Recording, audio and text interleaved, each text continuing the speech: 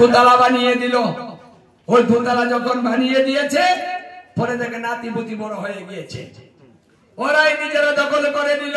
ওখানেও ঠাকুরের জায়গা নাই। আবার বলে, হে ঠাকুর, দোতলা তো আর জায়গা হচ্ছে না, তুমি 3 তলা বানিয়ে দাও।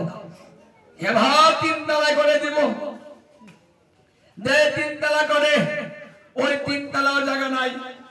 মানে পরিবারের মানুষ বাড়ে, আর জায়গাও বাড়ে, আত্মীয় স্বজন বাড়ে। কারণ ছেলে বিয়ে করে আর জায়গা বাড়ে না, ওইভাবে জায়গা বাড়তেই থাকে, আর হয় না। বড় বড় অনুষ্ঠান করি, ওটা তো রাখতেই হয়। তাহলে আচ্ছা ঠিক আছে ঠাকুর, এবার মানে ঘরে জায়গা নেই, তাহলে ঠাকুরের জায়গা কোথাও হয় না, সেই উগারের নিচে হয়, সুকেদের ভিতরে হয়। সনাতন গোস্বামী বলছে, আমারও জায়গা নেই, কোথায় রাখবো আমি? বলছে, তুই যেখানে থাকবি সেখানে থাকবো। ওদিকে ব্রজবাসী মাকেও স্বপ্ন দেখিয়েছে, ও মা, তুমি কষ্ট নিও না, কালকে সকালে সনাতন গোস্বামী আসলে তুমি আমাকে দিয়ে দিও, সদা সর্বদা আমি তোমার কাছে থাকবো, তোমার ভক্তিতে আমি আবদ্ধ, তুমি যখনই স্মরণ করবে তখনই আমি তোমার সামনে এসে হাজির হয়ে যাব। কিন্তু সনাতন গোস্বামী কষ্ট পেয়েছে, আমি কিছুদিন তার কাছে থাকতে চাই, আমাকে দিয়ে দিবে। এই জন্য সনাতন গোস্বামীর কাছ থেকে গোপালকে পরের দিন সকালে গিয়ে সনাতন গোস্বামী ওই ব্রজবাসীর মার কাছ থেকে নিয়ে এসেছিলেন। নিয়ে এসে কি করলেন, ওই পাতা দিয়ে একটা ঘর বানিয়ে সেখানে গোপালকে রেখেছিল। ওই ভিক্ষা করতে যায়, গোপালকে ঝুলির মধ্যে তুলে নিয়ে যায়।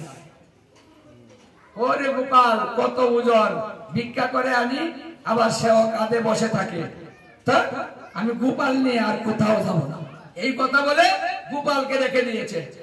গোপাল বলছে, এই সনাতন, তুই আমাকে রেখে দিলি কেন রে? বলছে, তুমি ওজন, তোমাকে নিয়ে ঘোরাঘুরি করা যায় না। বলছে, দেখ সনাতন, তোকে ছাড়া আমি থাকতে পারবো না, আমি ওজন হব না, পাতলা হয়ে যাবো, তবু তোর সঙ্গে আমি ঘুরবো, আমি ভক্ত ছাড়া থাকি না। দেখুন, ভক্তের সঙ্গে ভগবানের মানে আত্মীয়তাটা কেমন ভাবে হয়, একেবারে জড়িয়ে থাকে। আবার বলছে, সনাতন রে, একটু লবণ দিলি না, তুই লবণ ছাড়া প্রতিদিন দেশ, স্বাদ লাগে না। লবণ ছাড়া স্বাদ লাগে না, বড় লোকের কাছে যাও, এই ভিক্ষুকের কাছে এলে কেন? যার কোনো ভিক্ষা নাই, কিছু নাই, লবণ থেকে ভিক্ষা দেয় না, মানে তা আমি তোমাকে কোথায় থেকে দিব? দেখুন, আপনি গড়ে যে কোনো জায়গায় গোবিন্দ বসান, গড়ে কিচ্ছু নাই, চিন্তা করবেন না, তার ব্যবস্থা তিনি নিজে করে দিবেন। তিনি সেই শিক্ষাটাও আমাদের দিয়েছেন। ওই সওদাগরের লবণের জাহাজ এই দিক দিয়ে যাচ্ছিল, ওই জাহাজটা এখানে এসে লেগে গেল, আর চলছে না। সওদাগর বলছে, দেখ ওই সন্ন্যাসীকে দেখে আনতো দেখি, মন্ত্রের দ্বারাতে ওটা ছুটানি যায় কিনা। ওই সনাতন গোস্বামীর কাছে গিয়েছে, প্রভু আসেন তো একটু, দেখি করবো আমি, যে জাহাজটা চলে না, আপনি একটু যদি মন্ত্রতন্ত্র বলে একটু জাহাজটা ছুটিয়ে দিতেন। সাধুরা তো অনেক কিছু জানে, যদি ছুটিয়ে দিতে পারে। তো উনি বলছেন, দেখো বাবা, আমি তো এইসব মন্ত্র জানি না, জাহাজ ছোটানোর মন্ত্র আমার কাছে নাই।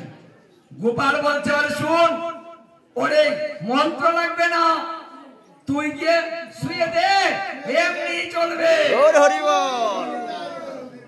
মানে গোপাল কথা বলে, অন্য শুনে না, শুধু তার ভক্ত শুনে। তাই গোপালের কথা মতো জাহাজটাকে শুয়ে দিয়েছে, সঙ্গে সঙ্গে জাহাজটা ছুটে গেল। সওদাগর বলছে, বাপ রে কি পাওয়ার, হ্যাঁ, সোয়া দিলেই চলে। আর এমন একজন পাওয়ারফুল, উদাম, ঘর নাই, মন্দির নাই, না, এ তারিখে আমার যত ব্যবসা হবে সব কিছু দিয়ে আমি একটা মন্দির করে দিব। হয়ে গেল ব্যবস্থা, গোপাল কৃপা করে দিল, এত লাভ আর কোনোদিনও হয় না, এত লাভই হয়েছে।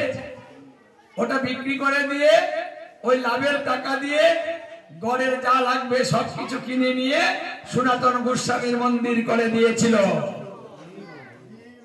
ব্যবস্থা কে করে? আমি করি। উনার ব্যবস্থা উনি করে, কিন্তু আমার দায়িত্ব ওনাকে বসাতে হবে, সেবা দিতে হবে, এবং উনি উনার ব্যবস্থা করে আপনার সবকিছুই সুন্দর করে দিবে, আপনার কিচ্ছুই অভাব থাকবে না। এটাই হলো ভালোবাসা। তাই সনাতন গোস্বামী মন্দির হয়েছে, পদ্মবতী মন্দির আছে, এবং সেই মন্দিরে গোপালকে প্রতিষ্ঠিত করা হয়েছিল। আর সে প্রতিষ্ঠিত করার সময় বৃন্দাবনে সমস্ত বৃন্দাবনবাসীকে নিমন্ত্রণ করেছিলেন। ঘরে কিছু ছিল না, কিন্তু নিমন্ত্রণ করেছে গোপালের কথায় যে আমাকে মন্দিরে বসাবি। আর সবাই জানবে না, তা কি করে হয় রে? যা, সবাইকে নিমন্ত্রণ কর, ঘরে কিছু নাই, নিমন্ত্রণ করব, কোথায় থেকে প্রসাদ দিব? গোপাল বলছে তোর চিন্তা করতে হবে না, তুই নিমন্ত্রণ কর, যা। মানে গোপালের কথা নিমন্ত্রণ করে এসেছিল, অনুষ্ঠান হবে, কিন্তু বাজার নেই, সদাই নেই, ভিক্ষা করে কি এত বড় অনুষ্ঠান করা যাবে? হেঁটে হেঁটে ভিক্ষা করতে হয়, তখন তো গাড়ি ঘোড়া ছিল না, কজনের কাছে যাওয়া যাবে? রাত্র হয়ে গিয়েছে, অনুষ্ঠানের পূর্ব দিন।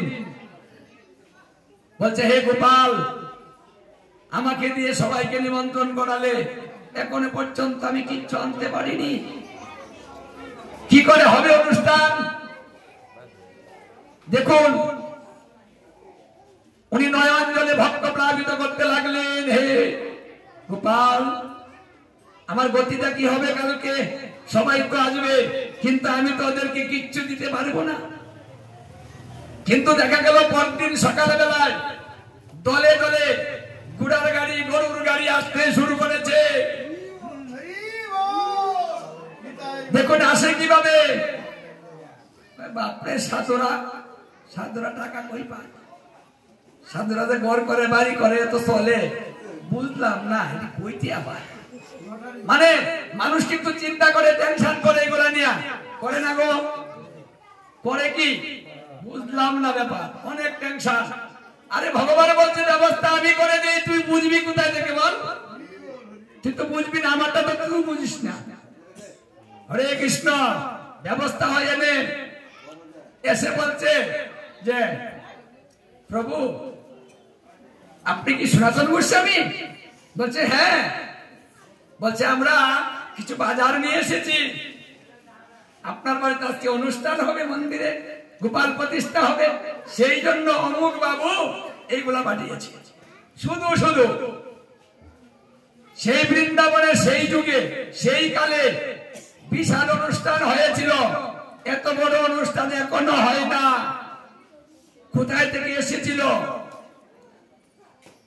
এখানে আমাদের শিক্ষা, আপনি সবকিছু পাবেন, ব্যবস্থা হবে, কিন্তু ভক্তি এবং বিশ্বাসটা স্থির করে আপনি ঘরের মধ্যে ঠাকুর যেখানে খুশি আপনি বসান, বসিয়ে যা আছে সেবা দিয়ে যান, আর একটু ভক্তি নিবেদন করে প্রতিদিন দুপুরটা নয়নের জল দিয়ে বলবেন, হে প্রভু, তোমাকে কিছু দিতে পারি। সবাই সবকিছু দিতে পারে, কিন্তু আমি পারি না। আমি যে হতভাগা, আমার মতো কাঙাল, আমার মতো মূর্খ পৃথিবীতে নেই। এই কথা বলে দুপুরটা নয়নের জল শুধু দিয়ে যান, কিচ্ছু দরকার নেই। আপনার বজন হয়ে গেল, যস্মিন তুষ্টে জগৎ তুষ্ট, প্রীতিতে প্রীতিতঙ্গ জগৎ। এইভাবে যদি কোনো ভক্ত ভগবানকে সেবা দেয়, তার প্রতি ভগবান তুষ্ট হয়ে সেই ভক্তের কাছে ঋণী হয়ে যায়, তার দাস সদাতে তার দাসত্ব স্বীকার করে তারপরে থেকে যায়। তাই আপনাদের জনম ভালো যে আপনারা এমন একটা স্থানে জন্ম নিয়েছেন